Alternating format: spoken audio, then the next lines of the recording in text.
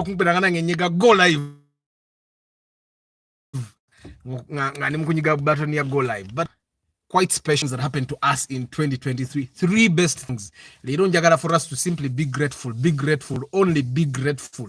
Whatever goes, let's just be grateful. Whatever went right in 2023, so that we can welcome the 2024 blessings. Omwaka gutandika butandisi tandikenga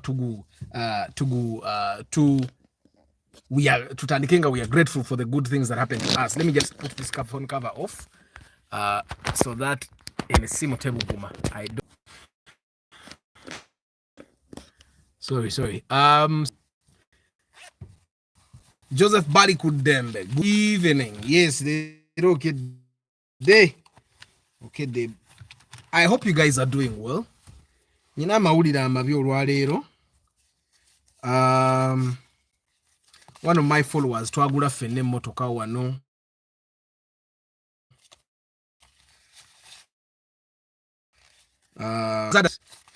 Ekirungi temuli that was involved ike abadde avuga emmotoka bambi ne yeefuula nange guys when you're driving on roads and I had noticed this naye mbadde I did not know how serious it can be.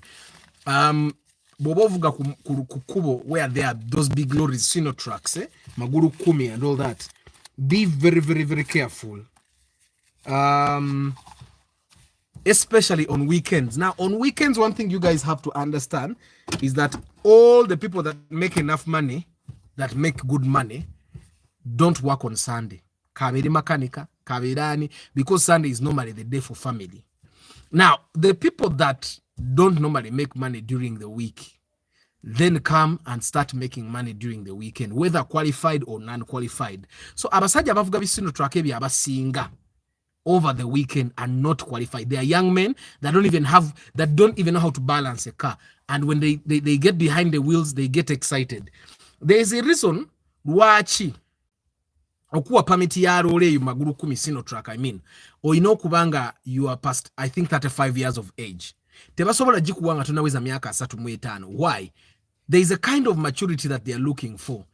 And unfortunately, under circumstances where it's these young men that are driving these cars, baba tebali qualified, and that's why we end up having a lot of accidents during the weekend. But so you need to be really, really, really careful. Hi Joshua, good evening. WAMV Technology,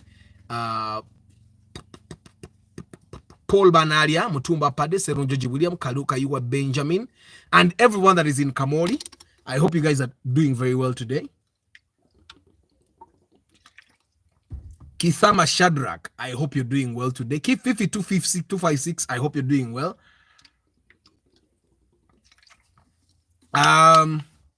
On Tuesday, we will have our Market Tuesday broadcast. It's only tomorrow that we don't have a broadcast. But on Tuesday, we will have our Market Tuesday broadcast. Today, I just want us to be grateful. Goringa broadcast, what are the 3 good things that happened to you in 2023? Just 3 best things. But what are the 3 best things that happened to you in 2023? I will start. But first of all, to take one of my followers in prayers, funye accident today, I think like 2 hours ago. Na kubida hai Eddie, and kubide nangamba bambi ate motoke weddewo. Owalola mukanze, he was driving on those maram roads. I think owalola awugudde bubi. Manya abasajja balola abo batizinga. You need to, man, batizinga, and it's mostly the unqualified drivers for those lorries that do those things. So amukanze guy mukugula bambi emoroka ne yefuula. So bambi ankubidenga, he's really scared, and I understand for a person that has been involved in an accident for the very first time, it must be a very scary experience. Nenga bambi muteke musara. He's actually very fine. That's why I tell you guys, put your seat belts on. He had his seat belt on, but he had 2 other people in his car. Babadete basibye misipi. Bote bayisidwa bulungi na yenge era si bubinyo. I think the legs gegabaluma, because emotoka bwe yefuula eyo nga tosibye musipi okola bino ostegera. So nga ate, because when you turn this seat belt on, let me just show you. Look here. When you put the seat belt on, olaba bwe yekanga egukwatirayo, olaba ne bwokola kitekusobola vaayo. However, bwoba ogusika mirembe, because then you are the one pulling it. But you see, bogusikana amanyo mulundi gumu teguva. That's how we seat belt. So imagine you're driving and the seat belt is tight like this. So the moment emotoka bweyekanga bwet, the seat belt will kunyweza you ojja kuba tosobola kuva wano. Then these cars have airbags. It have, like this car that I'm driving, it has airbags here, curtain airbags. Nina kuwano walina okubawo airbag. Unfortunately, Taina, I think the Vitz was a little small. So this car has an airbag here, mumpaji wano, ne wali mumpaji, ne one steering, ne wano, ne eri emabega wali curtain airbags. Like these airbags, zozikola zikuba wano, so that you don't do this. So for him, the airbags held him. So that's why you need to always have your seatbelt on as you drive.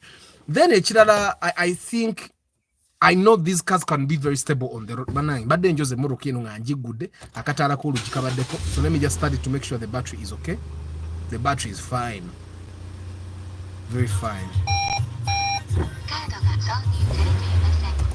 Yeah, so that's good. Accidents, man. My big bro yesterday was knocked down by a primo. He was carrying a lady, but the father for the lady needs 5 million to let them go. Hey, Pade. Pade, this is what you do. Pade, I read the Traffic and Road Safety Act. Now, before you let go of your 5 million, okay? Because I understand you guys are scared and all. Before you let go of your 5 million,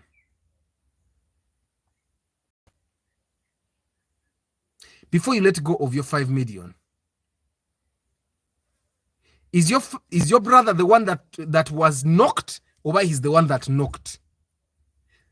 Bane guys, I think we should all have lawyer friends. Hi Antonio. Pade, before you let go of your money, first get a lawyer.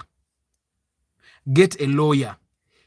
Let me try to give you simanyo about that episode Najitadeyo, the episode on accidents. The episode on accidents, you guys should watch all those episodes. By the way, Zenteka is a Traffic and Road Safety Act, because once you understand the law, you're actually very okay. Get a good lawyer. And I believe that any lawyer that knows the law is a good lawyer.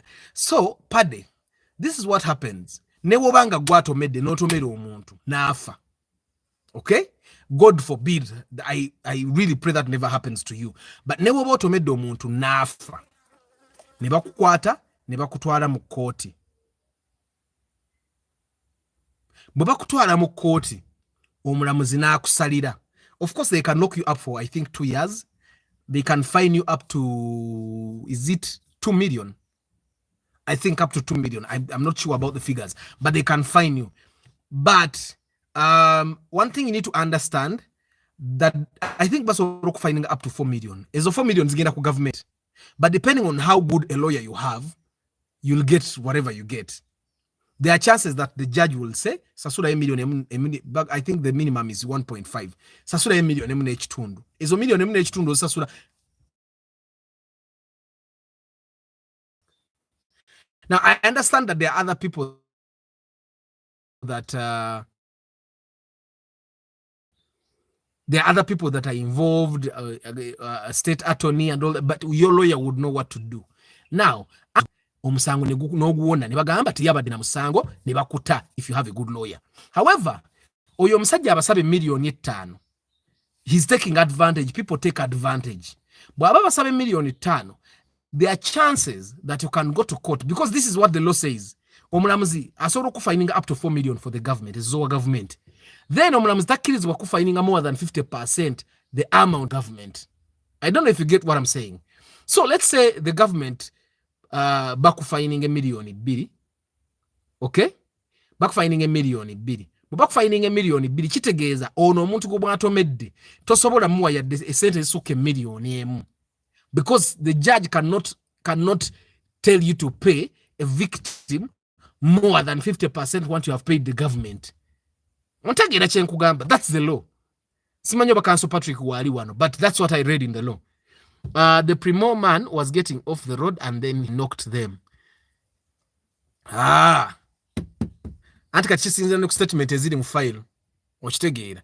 Statement eziri mu file. Normally me I found that circumstances when you find that the victim's family is asking for a lot of money, the best thing you could do is get a good lawyer, fast track your case or iteko mu court. I'm telling you, that's the best thing.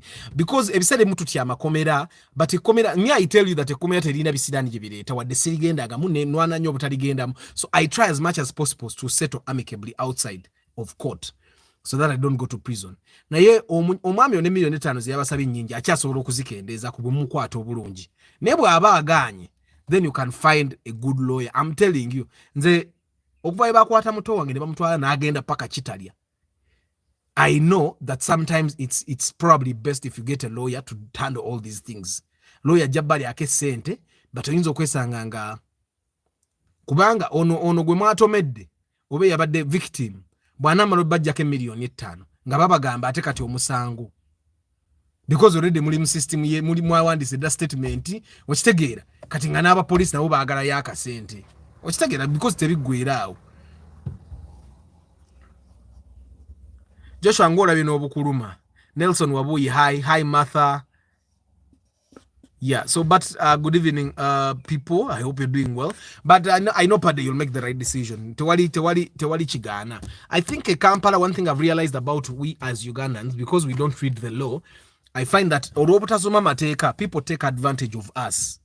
Okitegera, people take advantage of us. Ne wesanga nti omuntu bamukwata ne bamutunze ekibanja kye ne bamutunze ebyobugagga bye ngati yali yingidde olumu n'abeerayo ko mukomero omwezi gumu ne bamuleeta mu kooti omusango ogwo ne gugwanga obudde bukyali nga tafulumiza even that much money. Okitegera, so sometimes I find that ebiseera ebimu twalisomya amateeka and we get acquainted with the law, it would definitely help. Like this friend of ours, oyo gwe ngambi bambi afunye accident emmotoka. Era bwankubidde nsose mubuuza motoka erina gwetomedde nangamba terina gwetomedde. It's like how you would be driving ne weekanga ekintu motoka yo ne yeefuula. So the only affected people are you people that are in the car. Kitegeeza, as long as no one else outside that has been affected, abantu ababadde nayo mu motoka basobola okukivaamu n'ogamba nabadde munze kane neekanga. Under those circumstances emotoka eba nyangu yakuva ku police. Okitegeera nga toyingizaamu na lawyer there. Good evening, JK. Obadde obuzenyo. Balvids, hi. Africa Carota, how are you? Okitegeera. But bambi tumusabire kyali wafoyo. Emotoka twagijjana mu bondi bambi. Twagijja mu bondi. Kyekisinga okunuma. Twagigula wano twagijja mu bond. We spent 2 days looking for that car. Ne tugifuna mu bond. Ne tugitekako enamba zaffe. Ne tugikola malidadi waffe. It's really sad that that has happened. But kintu kiri kimu tewali kitaggwa. Tewali kitagwa ekyo kizibu kati kifuuse kizibu kya sente tujja kukimala kyonna kyonna kyekiri. But I hope you guys are doing well today. Today's broadcast, regardless the bad news aside, nkimanyi tujja kiyitamu ffenna n'abakirimba gye kiyitamu. Today is a broadcast where we talk about the 3 best things that happen in our lives. Ntandike. I think the one best thing that happened, hi Enoch, the one very good thing that happened to me in 2023 was that I got to meet so many of the guys here, some of my long time followers, never meeting wano, and we bought cars. And why I say it's a very good thing that happened to me, yesterday we tried to umweyo. I was talking to this gentleman, Mugamba, you guy, I've seen people that have money nga tukula inspection is, you know. And I've seen that some of the people that have the most money are some of the most humble people. Okitegeera, are some of the most humble people. Nti omuntu atambula nga ayina miliyoni 4 mu nsawo, ayina miliyoni 25 mu nsawo, nga tosobola na kumanya. N'otambula n'omuntu nga zegula emmotoka ya miliyoni 10 n'ayagala obbalinnya ku mutwe. N'otambula n'omuntu, okitegeera, I've found some of the most humble people here. I've learned, I think one of the things I've learned is humility. Jibaita humility, I think, JK. JK mbadde ngambira ne mbona nga nonye ebigambo by'oluzungu nga toliiwo. Tenga JK atiranga okungamba ebigambo by'oluzungu wano taliiwo. Anyway, I think I learned humility. I think that's one of the best things that have happened to me.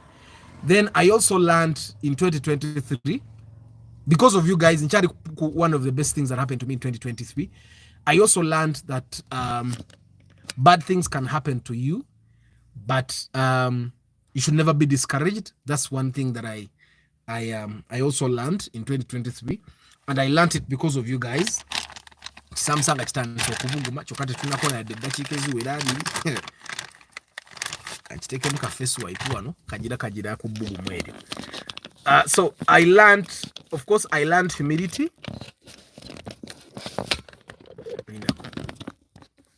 Okay. Yeah. So one of the things I learned in 2023, is one of the best things that happened to me was meeting some of you guys here that have been with me for a very long time, and seeing that I have followers that are actually very loaded, and yet these followers of mine are very, very, they have a lot of humility. Tebepanka, tegalinnya bantu ku mitwe, tebeegulumiza. I think that's omuntu bw'ayiga ekintu ekyo aba atuuse ku level waba abantu batandika bonga be bamugulumiza nga ye takyegulumiza. I think me, like, meeting some of you physically has really humbled me. The second best thing that happened to me in 2023 was buying that Vitz. You remember the Vitz jenagenda nensibako emiliyoni ebbiri? You remember the Vitz jenagenda nensibako emiliyoni ebbiri? That Vitz. That Vitz is the reason why I have this car.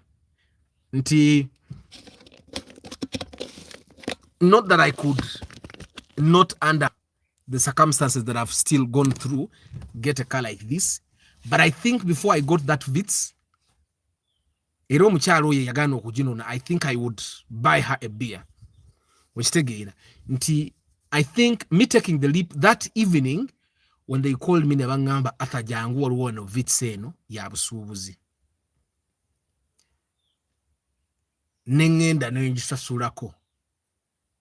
I had no idea that after that Vitz I'd be able to buy another one and another one, and then now this. So that Vitz is the reason why I'm driving this Ractis. I don't think I'm driving this Ractis lwakuba ndi mugezi nnyo oba chichi, but that particular decision to buy that Vitz, I think it's one of the other two very good things that happened to me in 2023.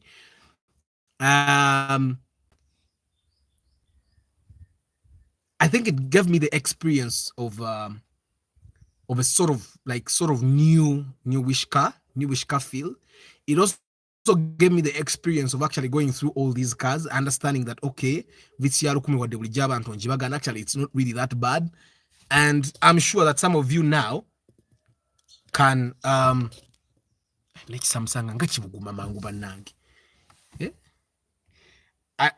sure that some of you guys now have the confidence. You can actually go ahead and sort of buy the 1000cc Vitz, because Arthur drove it for 85 kilometers a day.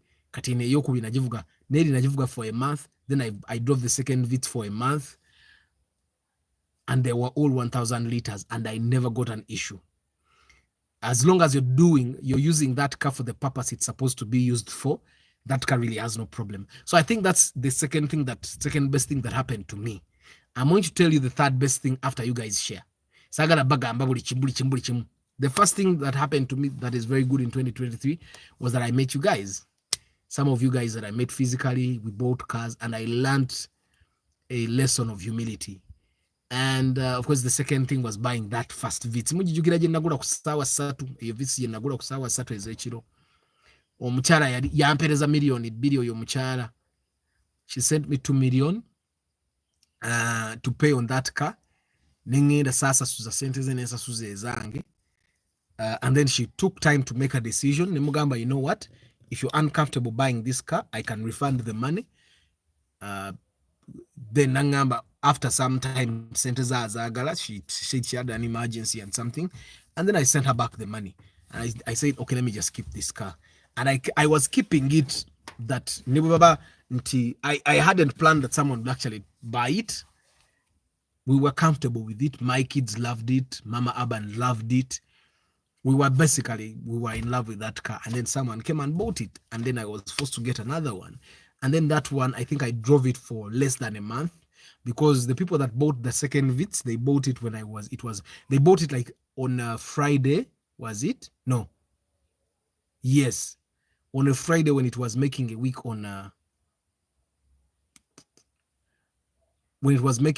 the next week.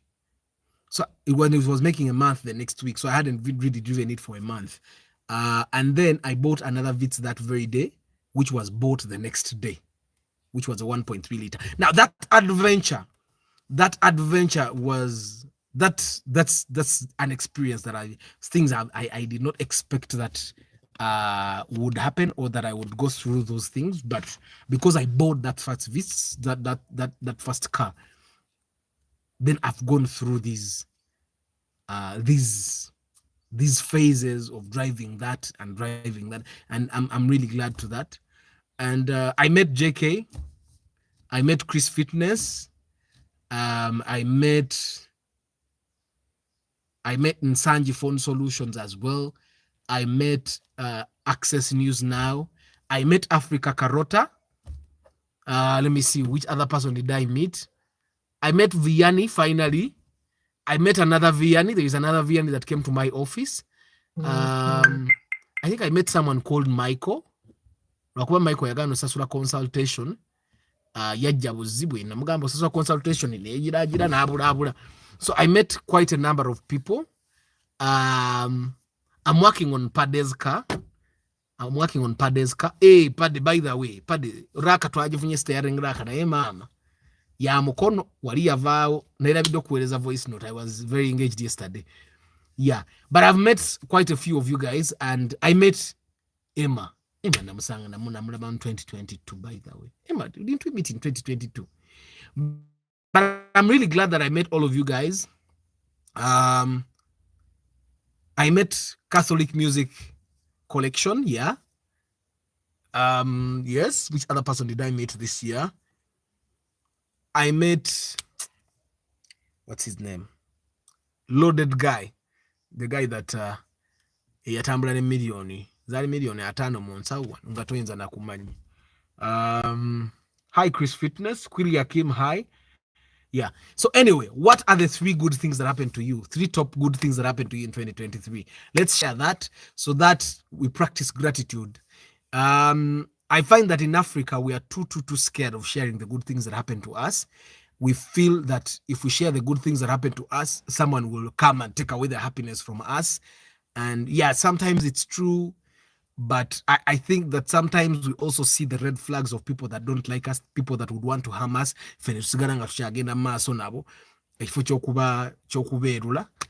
And yeah. So what are the 3 good things that happen to you? No one here is going to come and try to take the happiness away from you. But I think once you share that good things have happened to you, then probably someone else will also realize that the things that happened to them were good. If some good things happen to us and we don't understand that they're good things because no one else has labeled it good. We are almost making 10K here, 10K subscribers, which is also a good thing. I think I also became quite popular, something I had not anticipated. I became quite popular. It's very hard for me to go to a place and people don't know me. Abantu botamanyi ajana akubuzaako ng'alinga akumanyidde omwaka omulamba. And thanks to you guys kept pushing me to go to TikTok. Nganganye. But somehow TikTok has pushed for the love of cars to so many. We met in 2022. Yes. Even last year we met. Yes, even last year we met once. Yeah. So I'm really glad that we met. So I think I'm grateful to that. So you guys, what are the 3 best things that have happened to you? Why you want to share is because ebiseera ebimu obeera onoolowooza nti ebintu ebimu ebikubeerako byo biri nnomo naye ng'ate abantu abalala balaba nga it's extraordinary for those things to happen to you. Like yesterday when I was bw'oba tunayambala gaalubindi bantu bange tokisabira mukama kikuwa zitawaanya. I'll give you an example. Yesterday I was talking about, you remember the guys I was talking about that we were talking about ngabagamba gwe atholo was a goli ku Pal Magic go kagwa ino okubeerayo. These guys, I saw that being on Pal Magic is a very big thing. It's too big. It's too big that they believe that they should be there, but someone is stopping them from getting there. And I told them, by the way, I told them, that's life. That's how it happens. Otherwise, abantu abatunda seasonal items like the people that sell Christmas trees, the people that sell balloons, because balloons it is this kutunda Christmas period, they would not be selling if like they try to sell this year and next year they will not be selling. But if they don't make very good money this year, they are hopeful that next year they will make good money. So even next year naasubula nagata kubyesigaza ulasi nagezaako kubitunda. So but and I think I live by that philosophy. Sometimes the tulaba abantu nga bali satisfied with where they are, we tend to think that they don't go through challenges. When we see people celebrating, we tend to think that maybe for them tebaina bibaitamu bizibu, but sometimes we should celebrate these achievements. So what are the three top good things that happened to you in 2023? It could have been that maybe you made a year in a relationship, because that's an achievement. Some people ever. You guys have seen people that even go for prayers. Nana munsabire nze buli wenfuna girlfriend tubeerawo emyezi ebiri ne tufuna ekintu kyankalanya nga ye bwe buzibu bwe. Kati sometimes it would be that, hi Joanne, sometimes it would be that the best thing that happened to one of the best things that happened to you last year was that you made a year in a relationship, and that's big, by the way. That's really big. It could be that last year wamalako omwaka nga landiro litakubanjizaako. That's still a very good thing. One of the top 3 good things that could happen to someone. It could be like for me in 2020 I had hypertension, katujita hypertension, and it's one of the reasons why I moved to Matuga. I wanted to go to a place where I had space so I could exercise if I wanted. I wanted to go to a place that was safe for jogging, because when I was living in Kasangati, but then I was living in Kasangati and better company minister Senide, so I was literally very near the road, very populated place, nowhere to run, and it was very, very very stressful to jog. So when I came this way, it's very easy for me to run. Like yesterday we had an inspection, today I had class, so my weekends now are pretty packed. But then life has to move on. No gena mu gym kwenye nyini kati ennaku zino kugaana. Neggulo kwenye nyini mwarabi broadcast najinyizeewa nga tuli in the middle of inspection nensibula nga ngenda kuwandiika ndagaano. You get? So it's but I think for 2021 one of the best things that happened to me was that hypertension yagenda. Nzira kati bank ebera the whole of 2022 nengula ne ka machine akakebera pressure. I'm too okay. Sichina hypertension. Nenga the whole of 2020 I had hypertension, and omusawo yankebera okunga mati nyina hypertension. Yeah, he asked me a question. So if you have this thing, guys, you may be developing high blood pressure. So there are times I was feeling guilty, like I've done something. Omutima gubeera onde gunuma nga ninge ina kye nakoze. Nenjagala okuwera opewa mama bani nti oba nyina kye nakoze nzikakkane. Nenga sina kye nakoze. So I go to this clinic, and this guy ne mugamba ne doctor nga siwulira bulungi. Oba kiki? Nangamba owulira oli guilty. Olina kye oyinga ina kye wakoze ekibi. Ne mugamba bwe mpulira. Nangamba jangu najjayo machine epima high blood pressure. Nampima nangamba at that time it was really high, like in the highs of 90 over 150 over 150. 90 over 150 is really high, so I was that high. Nangamba inam hypertension kyekikuulizanga ina kye wakoze. So sometimes you guys towulira nti you're guilty nolowooza you're really guilty, oyinza okweropa byotaakoze. Sometimes you're guilty naye ng'ekikutawanya is high blood pressure. So in 2020, the entire 2020 I had actually starting 2019, because I started getting hypertension and Ragna, my young son, and through the entire 2020, 2020 was the lockdown, and 2020 I was working really hard. I jog, I went to the gym, I even grew fatter, bigger, because I don't really grow fat. I grow big because when I work out really hard, I gain mass and I become big. So I gained more weight. Nyinga tutaddeeko nnyama. Kati ngenda kuswala abantu nga ndya chips zitaddeeko nnyama. Kati then 2021 we moved to this place in the village in Matuga, and I started running really vigorously. When nali nkyali Kasangati, I could not even run like 3 kilometers. Right now I can run 15 kilometers without resting. I actually ran 3 kilometers nga bwe nkola squats. Chris Fitness, I ran 15 kilometers nga every couple of kilometers I do like body weight squats. I do like, I think over 10, over 12, I don't remember, over 15, but I do body weight squat, body weight squats. So in 2021, I think the biggest achievement that I had was that I got rid of hypertension. Then 2022, I got serious with this channel. I think that's one of the best things that happened to me. And then still 2022, we shot the pilot for the cafe. And then 2023, the cafe went live on TV. Yeah. So many good things have been happening. A lot of challenges along the way.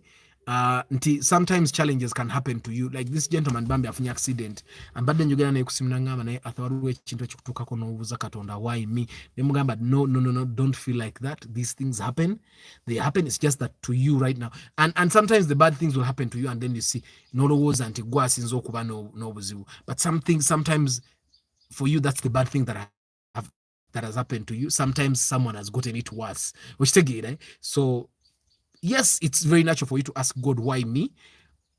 But normally, the thing that I tell myself is that it could be worse. Like, bobofunya accident, Moroka never affected too much.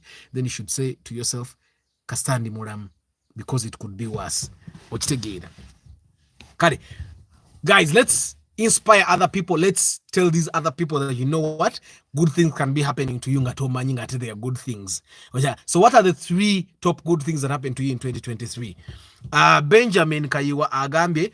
1, he found this channel.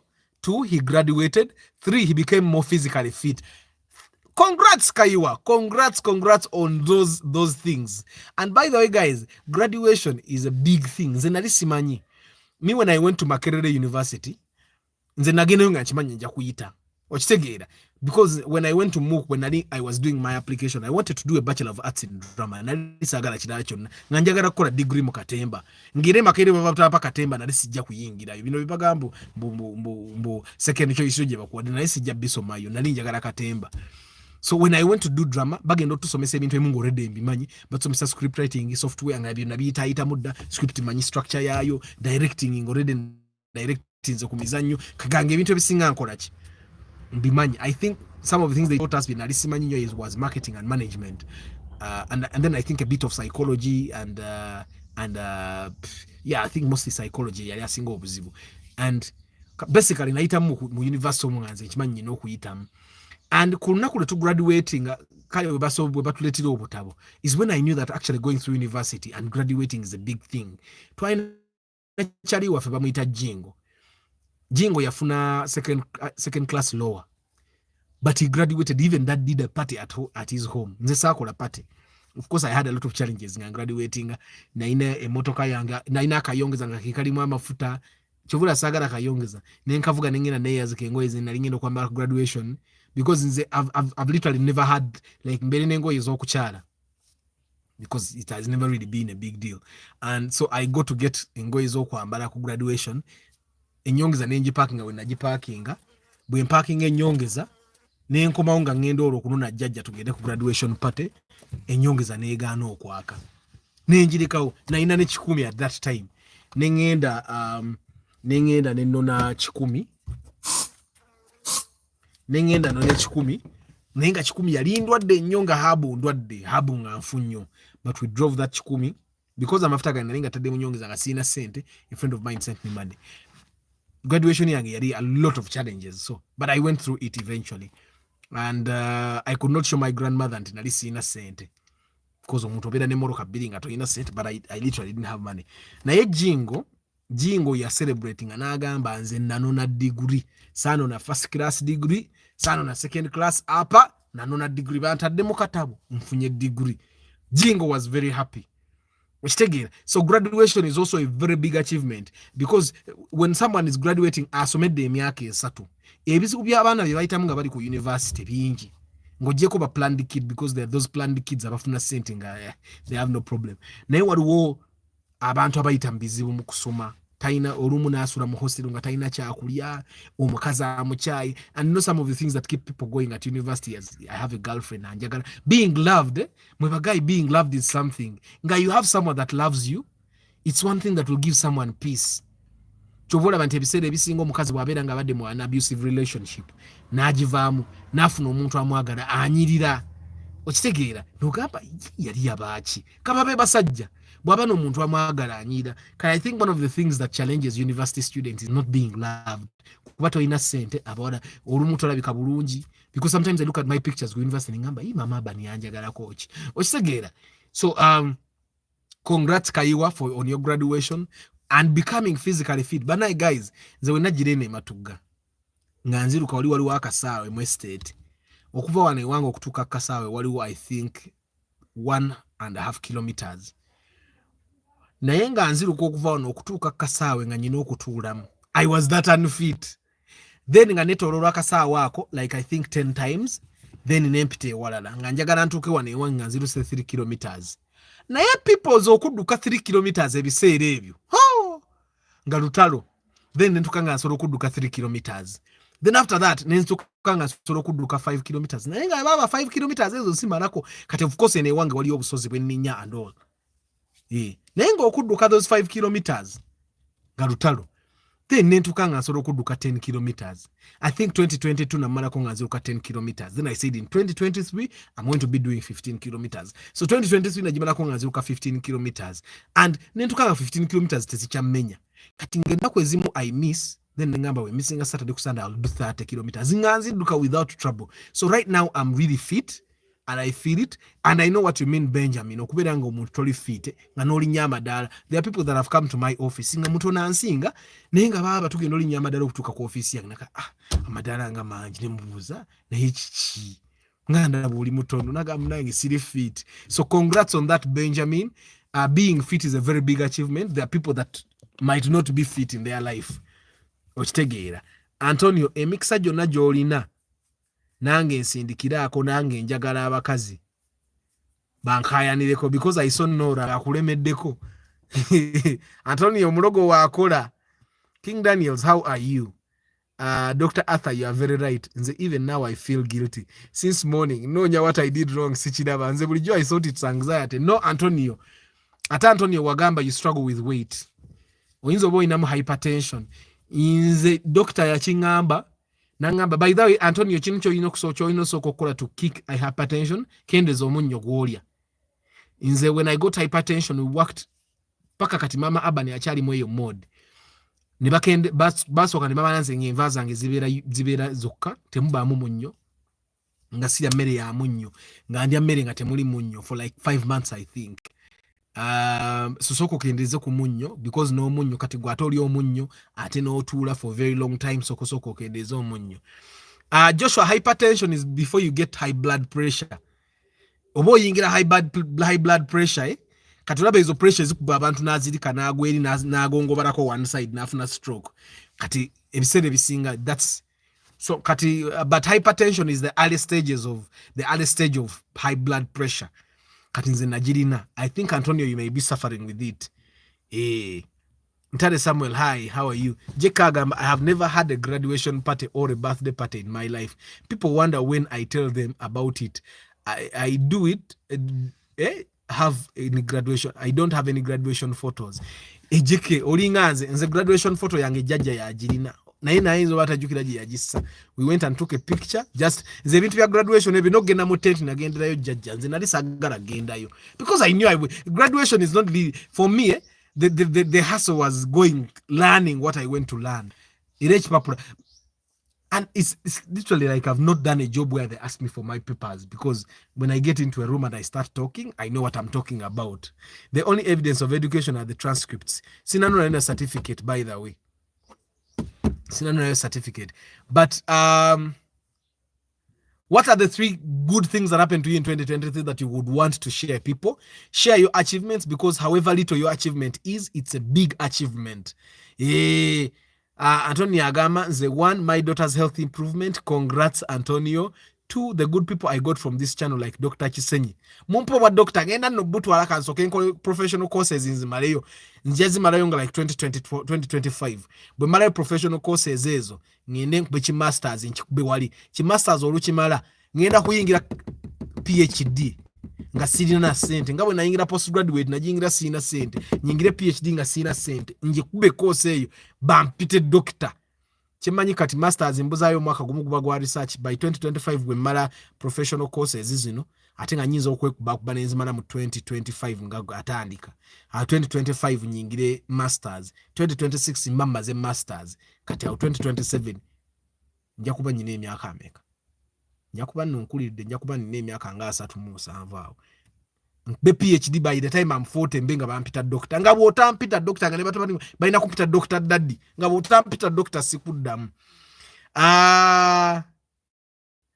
Uncle Joshua, Uncle Emma, Martha, Salmin, Hajara, Banange, hope and positivity. Amin Antonio. So Antonio is celebrating his daughter's health improvement. 2, meeting people here.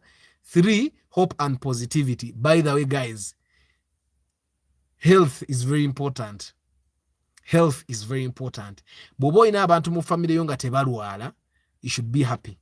Nga tebalwala nze nyine bisera we nabira wano neba abani nga balwala infection apana nga balwala nga buli kiro sawa mukaga amavuga mwana muto anti bamutekeko bamutekeke chupa ne tugenda tubera mu dwaliro for like 30 minutes oba 40 minutes chupa ne gwamu mumuleta olumungo wino batwalo bakubedagala nyina inatuka ngo mwana omutwalo mukubedagala sawa 10 then nonkomyawo wakamu yatene mugenda mu kibuga bananga balwala and then mama bananga you know what eno stage bajjajita mbajivemu so bagenze bajivamu kate bakyalwala okitegeera but at that time and I was thinking to myself why is this happening banayi bwe batonafuna galubindi webaze mukama zinyiza okwata by accident gwe liso tusola bikudi kwatumala gali kwata by accident ne galubindi solo zikwatamu gatogenderedde kata kuziyonya nalo ne lubalutalo. But health is very important. Boboli mulamunga family yo nannamu webaze mukama. Be happy. Then of course the gift of friendship. If you have people that you can talk to, and like for us here, we talk every day. Nebo obade ne stress. Osobola okuja stress ne gira oku for the love of cousin. Bagamba nsira kubana stress. Erenda kuzeskola live broadcast. Mpulira bukati ngencha sigenda kola live broadcast. Mba mpulira wimba siwulira bulungi. So the gift of friendship. Thank you, Antonio. Naffe tuli happy okubera nga tukuyina. I'm sure that the people that have been that have had been able to interact with you here can see the positivity. Then era agambye hope and positivity. Definitely we can see the hope and positivity that you have because everyone. Recently you made 18.35 kilometers. Ogamba nze. What do you mean? But Arthur, the Syrian Mary, actually I don't take sugar. Now 2 years and for salt I take long to eat food. I survive on yeast bread. Aunt kakati Antonio no nengano yenyini eleta hypertension. Nengano na yo sinungi. Ate omugati gubamu omunyo. But I think kati gobobo inamu weight, it might be the weight and the oversitting down. So you might have to start doing exercises. You may want to start doing exercises so that omutima go getting to adjust. Sometimes even you can be fat nayenga your heart is adjusted to that weight. Omutima go gusobola okuwanirira weight yo. Naye osobola okubanga you're big nayenga ate omutima go teguli trained to hold that weight. So you should work on that as well so that you become a little bit more physically. Sheldon, hi. Derek Rule, hi. Joshua, tubulire eddagala lya hypertension. Soko tubulire. Aloyo Joan. Osekera chibanage. You people, when you laugh at someone, you need to put a reason why you're laughing. Otherwise, it will look awkward. Ngo tusekerera. Martha. Akati. I bought a plot somewhere and my account ran to zero balance. After a week, I got 35 million. In 3 days, I won't forget it. Congrats, Julius. Do you know what that means? And you make a very big purchase and then you run out of money and all of a sudden you get money. Do you know what that means? That's big. Congrats, Julius. Congrats. Miracles can happen actually. But of course, now I know it wasn't a miracle. You were doing things that brought that money eventually. Me, I believe that everything we do now will pay off later. When it might not pay off now, but it will pay off later. You see, like the things that people like Obote and Amin did, and then eventually you find that a person that was president of the country dies in a very poor state. Did you see the place where Obote lived a little before he died? He was not happy. He was not living a very good life. Chokanga yaliko president we gwanga ebintu nebi ingire gwanga yasalawo ekyo kiyingire ekyo tekiyingira bampe guno omusolo banfune zino sente. You see how the president can order for supplementary budgets, mufune trillion 15 tugule emmotoka za president, mufune zino. So you can imagine someone that comes from such extravagance to die in a very humble state. So things can change. But congrats, Julius. Congrats on the land and congrats on the money. I hope you have since then multiplied the money. Jacob Sewankambo, how did you overcome that hypertension stage to normal stage? Jacob, first thing I did not take salt at all for like 5 months. Then still wange nze nsaba n'omunnyo nga ndaba omunnyo bataddemu mutono. Okitegeera, like my wife here adjusting ogwo omunnyo omutono gwateeka munva. Then the next thing I did is I exercised a lot. I ran nze nga nziruka. Okitegeera, of course in the beginning it was hard, but now I can do 15 kilometers without hustle. Okitegeera, I ran nga kyenjagala kuwangaala, njagala ndayo ku baana bange nga bakuze, ndabe ku bazzukulu bange. And one way you can do that is by being alive. If you're not alive to see your grandkids, you will not see them. So one way for you to do it, and exercise is something that happened. Chokola, you have to do it consciously. You wake up at 6 a.m. and go running. There are sometimes I did not really wake up early because then enkuba bwe yatonyange nyingi nalikita ngo kuduka, then nengwako ku kigo, then enkuba bwe betonyandwawo. Then of course there are sometimes you may not run, but in the beginning when you have hypertension or you need to do cautiously, I would definitely do a high bagita treadmill, but I get bored very easily. I cannot do the same thing until they want to move for a very long time. That's why you find that I can talk about this, talk about that, talk about this, talk about that. I'm one person that gets bored very easily about over the same time. Over a long time, I get bored a lot. So I think that's one of the challenges I have, and that led me to running. Because when I run on the road, ndabaka na kasubi, ndaba guli omuti, ndaba oli omuntu, ndaba eri ennyumba, nenkola ki. But on a treadmill, I can't run for 10 minutes on a treadmill.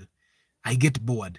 Nenga, you can imagine I do 15 kilometers zedukire sawa bili and I don't stop. So find the exercise that works for you. Also, you guys need to understand that people that have blood group O plus, but more susceptible to high blood pressure. So hi, no name, Scott Joel. Hi, Martha Agamba. I'm happy for your teaching. My life, parents and siblings, I'm grateful. Oh, my life, parents and siblings. Martha is grateful. 2023 teachings from this channel, parents and siblings, and then her life. Congrats on that. Joshua Gambie, okuona hypertension, muulira, get lemon, get cloves, get ginger, little salt, boil and then drink. Muulide. Hypertension, abaina hypertension, Joshua has given us the medicine, lemon, cloves, ginger, a little salt, boil and drink. That's the thingy. I don't know if I can take a screenshot, but I'll get the comment. Joshua ngenda kuweleza ompereze message eyo. Clark Raim, hi. Yes, ngamba gwe, doctor, the last time you made 18.35 kilometers. Oh, yes. And I ended enogundi erimbamu, but I can do 20.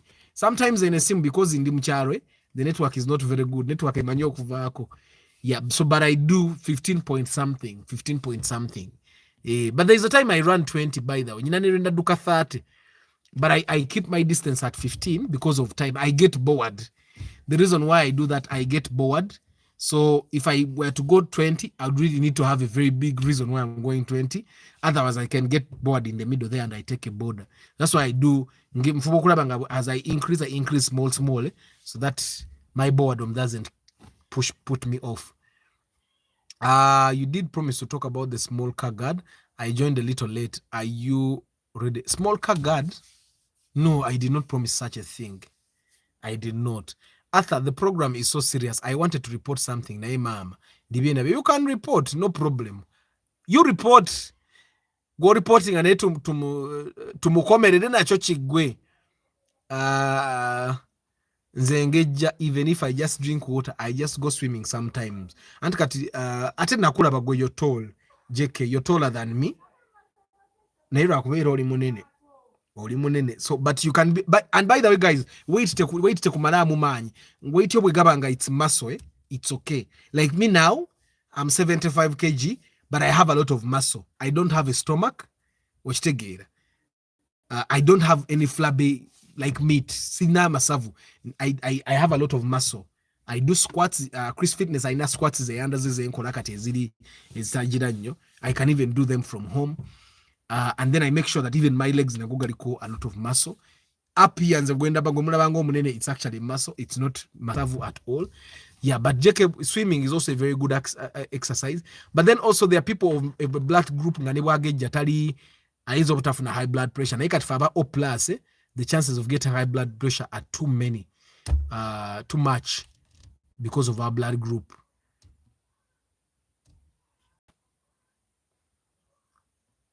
I do 40 laps when I go swimming, which is 1 kilometer. That's good. That's good because you're using, literally swimming, you use your entire body. I don't know if I could manage swimming. Ekitwe kya nemeses okuyiga okuwuga. Mba ndaba omusajja omukulu bakulabe nga bakuyigiriza okuwuga. Omusajja omukulu eventually I will get the courage ngende banjigiriza okuwuga. But omusajja omukulu bakulabe nga musajja munna akuyigiza okuwuga. Ate abakazi abayigiza okuwuga batono. Senga kibadde naye ate n'omukazi okuyigiza nga owuga kirabika si bulungi. Omukazi akuyigiza okwo. But I will learn eventually.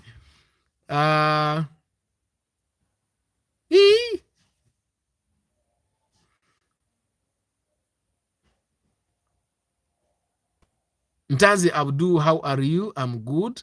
Football tribe, better late than never. What are the 3 best things that happened to you in 2023, guys? Let's share ebintu bisatu ebyakugendera obulungi mu 2023 ng'owulira bw'obisharinga wano. Kale ne webanga sibi ebyali bisinga, because I understand in our culture tutya okusharinga good news because tumanya abantu bajja tuhatinga, but you can share the good news, the good things that happened to you last year that you think could inspire someone else to have hope that something good would happen to him. Someone has said yagule takana Guam in 3 days nafuna million asatu mutano. So what are the good things that happened to you in 2023? King Daniel Zagamba, I'm happy for my health now because in Uganda I was suffering from heart problems and pressure, but now 2 years abroad and no problem. That's a miracle to me. Wow. Congrats, man. Congrats. Oba Uganda walianga nnyo kikomando ne Rolex. Manyi nti Uganda nadala ngo obwavu bukuluma oli ebintu ebiri very unhealthy. Unhealthy. No, Antonio, broadcast ya lwakubiri. Kulwokubi tugenda kukola broadcast. Kulwokubi tugenda bane broadcast. Naro, nchalo kalu taina broadcast. Madwin Nora and my relationship between me and Emma, you don't need to know anything about it. Atenja kunyiga. Now, the tiny one, what should we do? Tiny ones, just don't... Abantu abatono sibasubira na kufuna pressure. But abantu abatono ntera kulanga bafuna low blood pressure. Ate bagamba low blood pressure is bad. Nti low blood pressure tekutanga wa high blood pressure. Nti high blood pressure at least mkuba na afuna stroke oludo olumune gira nabanga atisi abantu babana bakaawo. Nemu aba had low blood pressure. Obeera ovuga n'ozikira. Aba low blood pressure bagamba nti ye ombi nnyo. Yeah. So just keep safe, keep fit, Scott. Good evening, Brian. I thank God for life. Me in technologies.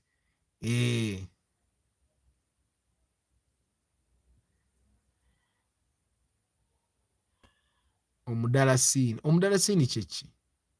Omudalasini si kuno gwendi allergic to cinnamon. Cinnamon omudalasini. I'm allergic to cinnamon. I started my YouTube channel, Football Tribe UG. I quit my job, a decision that scared me to the bones, but I landed on my feet, got some gigs that steered me through the year. Congrats, Football Tribe. Congrats. I'm going to check your channel out. Namu abasobola Football Tribe mugende checking out his channel. Subscribe to the channel. Tumwemuka support. The more subscribers he gets, the more he gets encouraged. Also, the more the algorithms work in his favor. So let's go check out Football Tribe's YouTube channel and tumusupporting. Abasobola sharinga channel abantu abana bagira share the channel as well. I'm thankful for God's favor upon my life. I have been favored beyond measure. and I know it's not just because of my abilities. Amina JK. Ekintu ekyo no kikulu. It's important for you guys to know that nga JK wagambye, sometimes it's God's favor. Osobola okuba nga gwasinga obugezi mu community, but even you seeing opportunities and grabbing them, that's God being with you. Because fena tulinayo omuntu gwe tumanyi nga mugezi naye nga twebuuza omuntu ono amagezi ge gonna what happened to him, right? Nga mugezi nnyo. We know people that have abilities. Like there's someone I know is very talented. Graphic designer is at TV. Akoze graphics design from WBS, agenze ku UBC, agenze ku NBS. Naye yonna yegoba. Tebamugoba. Somehow, yegoba yo ngagamba banjoga. Naye nga tebamujoga. Yegoba yo nagenda nadda mbwavu. Okitegeera? So, I think God can bless you immensely. Even the ability of you seeing opportunities and grabbing them, even you being able to associate properly with other people, that is also a blessing that God gives you. You see, I've seen people bagamba nino lutwe nga talina lutwe nenga just yengo omuntu anekkiririzaamu, because I've come to realize that sometimes olowooza nti you need people. Like you don't need a lot of people. You just need a few people that will stand with you, help you go through life. Tewetaaga abantu bangi. And sometimes abantu bolowooza nti obeetaaga nnyo tobeetaagirako ddala. Okitegeera? Sometimes abantu abolowooza nti obeetaaga ate tobeetaagirako ddala. So I find that God can bless you to see those things. Okitegeera? I've seen people that are struggling. Tata wange tatwagala naye nga yamwesibako. Okitegeera? Me, I've seen people that had fathers nga tebegwa tata wabwe yaliwo naye nga ate yali talina kyabakolera nga balinga nze mulekwa. Nga tata wali mama wali naye nga jjajja yalabirira. Nga alinga nze atalina bazadde bange. Okitegeera? So blessings are very important. Yesterday I told you about my director, the Belgian.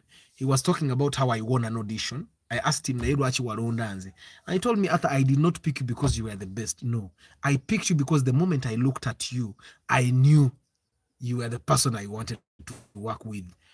That's a blessing.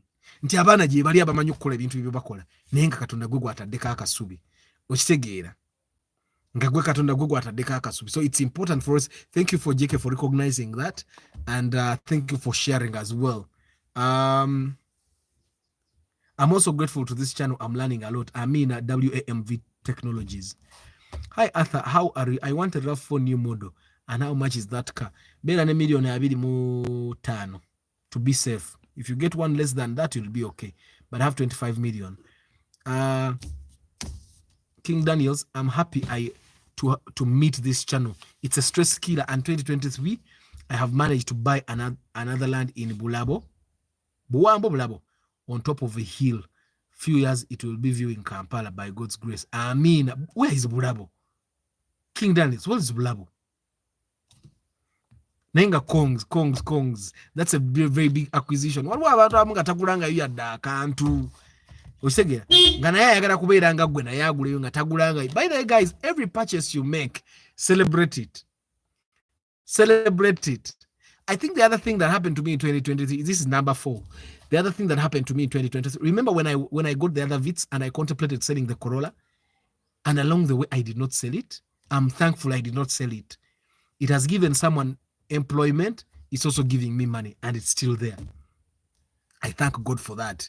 Nti afunamu sente asasula rent we yerisa yeyambaza yekolera buli kimu naye ati nanga ayina akasente kakola ki ayina akasente kampa buli wiki nti nkola emitwalo nkaaga buli mwezi egitaliiko ki gye nali sisuubira nti emmotoka ate nga nagitunda ate nga n'amabanja agaali gayinza okugamba nti kangitunde ensasule ga n'amabanja nago nga sasula. I thank God for that. Okitegeera? Anthony agamba, so low blood pressure is more dangerous than high blood pressure. No, low blood pressure is dangerous. Low blood pressure akutta. Aba abantu bemusanga ebiseera ebisinga ne musanga nga afiiridde mu ntebe. Low blood pressure. Omusayi guganda buganyi genda gye guyina genda, I think. Faba high blood pressure, oba omutima gukuba nnyo ne weekanga naye aba low blood pressure omutima gulekeraawo bulekezi guzikira buzikizi wekitegera. So low blood pressure is actually more dangerous. Nate nga abantu abasinga abatono tebatera funa high blood pressure, bafuna low blood pressure. Brother, nze nja kugula mmotoka naye maama buli lwempeza miliyoni nga 8 nga wabaawo kyenzikolamu ekiri agent naye nkoze ntya nkoyo tambuza ebigere. So Jacob, this is what I think, this is what I would advise you, because I understand that it's pretty hard. Ate si mmotoka yokka katubeere fe abazimbye ennyumba nga zikyatulemye okumala. Sente zimala ennyumba eyo obozi osobola ozikwatako era oba ozikwatako naye oluziweza bwoti nga wabaawo kyokola ekyolaba ekiri agent. I find that the best thing for you to do would be to kind of open an account eri fixed nga yo tomala gazikwatako, otekengako sente ng'ogamba ezo za mmotoka no matter what happens sizikwatako. Ng'omanya emmotoka gy'oyagala okugula nti njagala kugula mmotoka ya sente bwe ziti, okitegeera otekeko sente ezo. Then olumu oyinza okusalawo n'ogamba I want to buy a car of 15 million but when I make 12 I will go and get a car at 15 pay 12. Ziri esatu ez'ebbanja ojja zisasula, okitegeera ojja zisasula because oba olina okuzisasula. So nga ate olumu senga obadde wagamba nti kankuŋŋanye miliyoni 15 omu tewali ziwezezza. So I find that Jacob, bw'obanga oyagala mmotoka miliyoni 10 for example, uweza miliyoni 8 noonya emmotoka y'emiliyoni 10 kisasuleko 8 abagikuwe kati gwe weebanje ziri 2, okitegeera. Buloba ubadde wandiise bulabo buloba. That's a very good acquisition, King Daniels, congrats. Ojja tuterawo ndooza kifo kisanyukirwamu oba oyagala zimbawo maka obeerenga omubedde.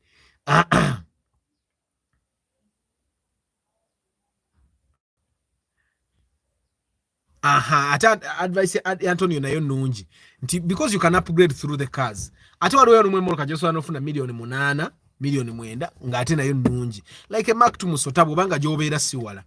And by the way guys, kyesaagala mu ignoring it, sometimes you can buy a car n'ogitunda olw'ennya yaayo. Waliwo Subaru omusajja agiina essaawa eno bebi Subaru Legacy, olw'ekyagimutunza yayigula ng'akyapangisa ng'abeera kumpi n'omulimu, then n'azimba gye yazimba nga wala ku Mityana Road nga yeeyongerayo ddala. Kati yali ng'anywa emitwalo 2 olunaku wano ng'akyapangisa, kati ng'anywa emitwalo 6 n'atuuka emitwalo 6 gy'anywa nga mingi, emmotoka n'emutama najja n'akola bata ne bamuwa IST, okitegeera. Ate IST gye bamuwa yayongera ne ssente ng'ate n'emmotoka y'Subaru nayo nnungi. So also as you buy cars right now, you guys should be very careful about the car you buy, projecting what future you're going to be in, because ojja kugula emmotoka y'essisa 25,000 naye nga gy'ogenda okutandika okubeera gy'ozimba oba gy'opulaninga okuzimba emmotoka y'essisa 25,000 ejja kukulya, okitegeera. Nze n'omwestate gye mbeera teri avuga mmotoka y'essisa 2,000, bali mu 5,000 kukka wansi, 5,000 kukka wansi, 1,800 naye ate abalina 1,800 tebafuluma matugga, bali mu matugga, okitegeera. Naye Land Cruiser Prado G150 enkuba nungi. I've thought about it myself. I've thought about kubanze sente zaayo sigirina kati gwe omubedde gwayinza okugisobola naye kati egigule mu retirement JK ng'oretirinze nga kimotoka kyo kibeeraawo, okitegeera, ng'okivuga wekka nga mukyalawo wali ayina eye nga naawe Land Cruiser kyo kyovuga, okitegeera.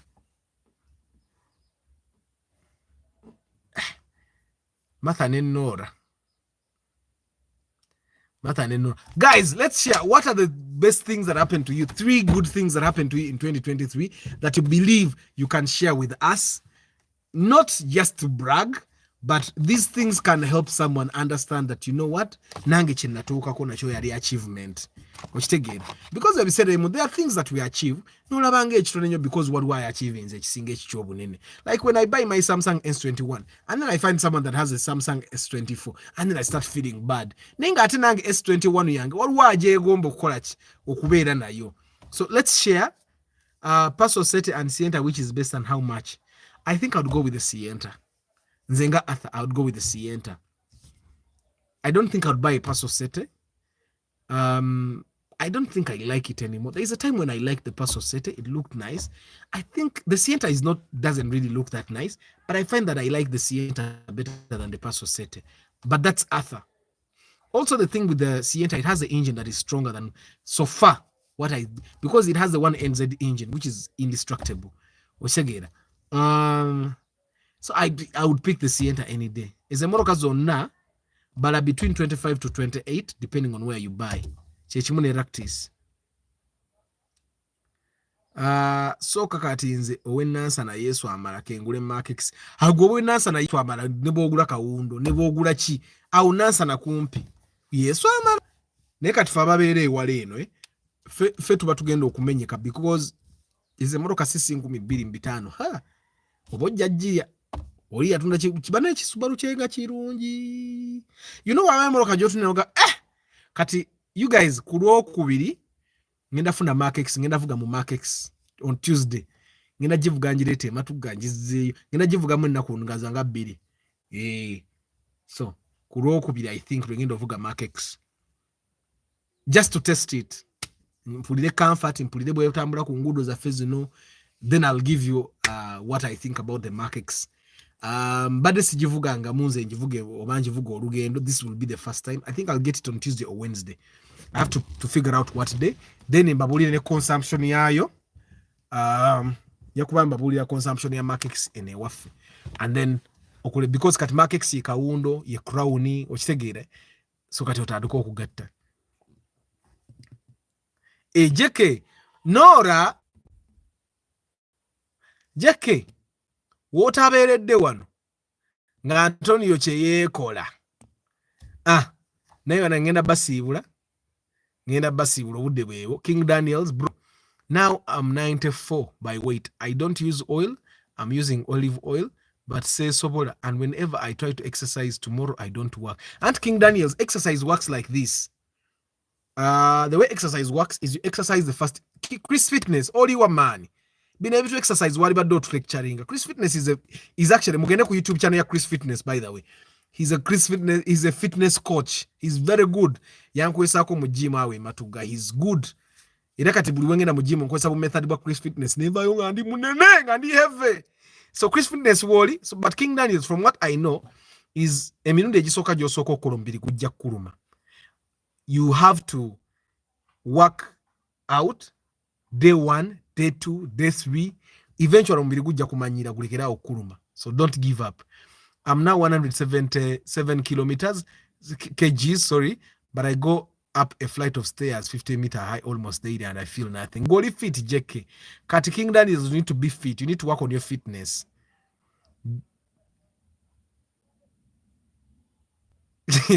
Bumbuna. Walione haja na JK. Scott, Markex is solo. The worst thing about it. Ngenda jivugamu next week, Scott Yol. Nzenja kubamba bulira. Yeah. So, but guys, aba sharing. Thank you very much for sharing. Kansoma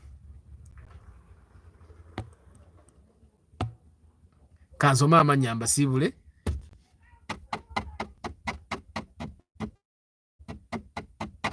The final thing that I think was one of the best things that happened to me in 2023, and it happened towards the end. Nyina mukwano gwange. For a very long time, yali olumu are acting very selfish. And obera mbantu ne bamwogera ko ogera yo yabe bintu byakola. And ganange ntanso kino tisinga. Eventually one time nakola ekintu ekyali very selfish and it ticked me off, and I spent 2 hours telling him about it, and I told him this is what you do, this, and it's not good. Nemugamba, I'm telling you this because I'm your friend, I still like you. Sengamba de nkunabye, I would not have told you. And we spent 2 hours ngatogera ku simu, and he changed. I'm telling you, he changed. So I think that's one of the big things that happened to me in 2023. And because in the past, ngabo okole chintu nechitansa nita overtime nga nkutabuti nenkwesonga ngambo mutadde kagende yana amanya.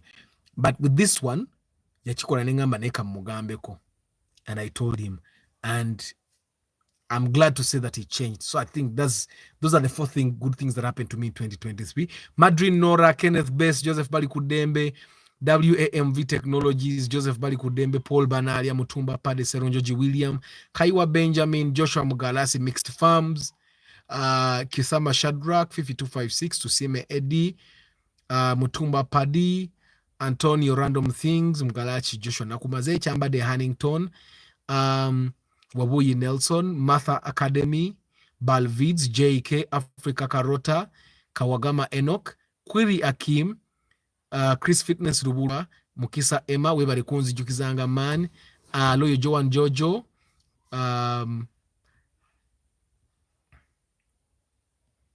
Ntale Samuel, Derek Lule, Katera Sheldon, Majwala Julius, Jacob Sewankambo, No Name, Scott Joel, Clark Rhyme, Mosel Nsubuga, Ntanzi Abdul, Football Tribe. Bana tugende ku channel za Football Tribe whenever we can. Subscribe, give them some support. Chris Fitness, Brian Wanyama, Molisha Case. Mulowooza sebamaze bannange King Daniels nakwogeddeko bana imwe bali kubeera ku broadcast namwe abali mu Kamole. I don't take it for granted. Chembamanya, I'll see you on Tuesday morning. Tomorrow we won't be having a broadcast, but Tuesday we'll have our Market Tuesday broadcast. Mawanda Hakim,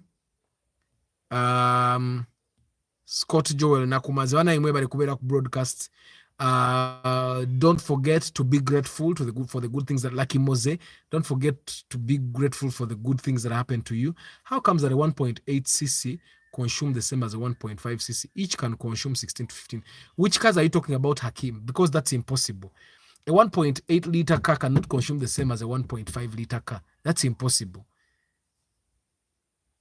A 1.3 could, on the other hand, consume the same as a 1 liter. Why? Because a 1.3 engine is normally in the same body as a 1 liter.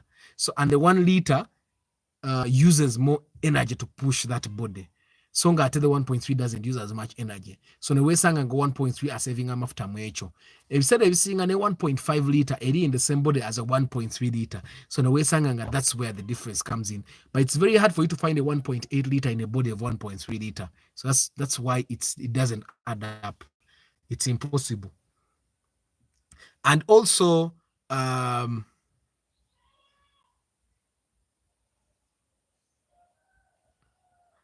to get a statement totally clear, but I just imagine you said 15 kilometers per liter. Guys, I wish you a very lovely evening. I'll see you on Tuesday. Nora ne Hajara ne Antonio mbagalizo relationship enungi. Emma ne Martha namwe mbagaliza de mutubuzaabuza wano nze nkimanyi mutubuzaabuza ebyamwe bikyatambula. But guys,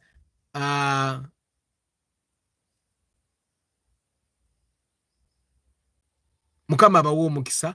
I'll see you on Tuesday. Ciao.